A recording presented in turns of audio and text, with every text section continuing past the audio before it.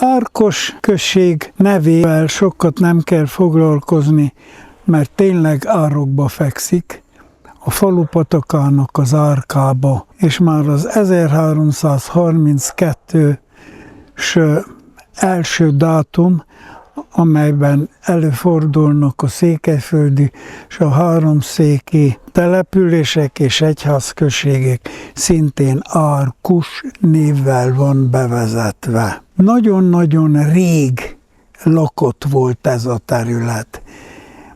Pont itt a kastély mellett déli irányban van a Veresgödör. Az a Veresgödör tulajdonképpen az Árkos pataknak az egyik beomlott terasza. Mert nagyon jó, mert onnan kavicsot bányáztak ki, és a kavicsbányászat alkalmából az égvilágon majdnem minden történelmi korszaknak a maradványa elé került, így egész biztos, hogy kőkorszaki is, nem annyira 100%, hogy csiszolatlan, de csiszolt, a neolitikum és festett az mindenféleképpen több helyről.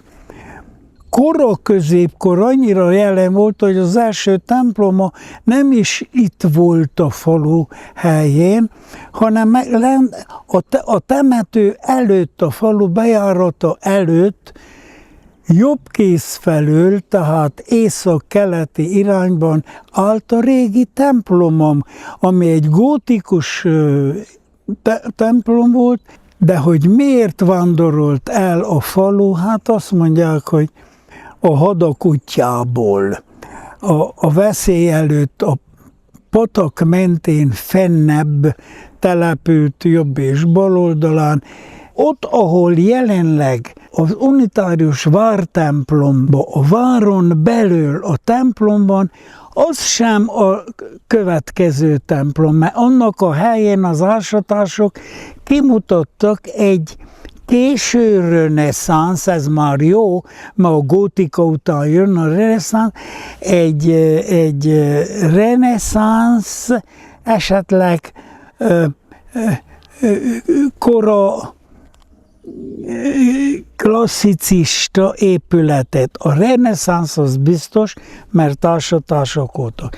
Azt elbontották akkor, mert valószínű, hogy gyorsan nőtt a reformáció után, nőtt a felekezeteknek a lélekszáma, és azt elbontották, de hogy unitárius volt a többség, az biztos, mert ez a templom, amit másodiknak építettek idefelé, ez már unitárius templomként szerepült. 1830 és 31-be épült. A kornak az építészetét adja,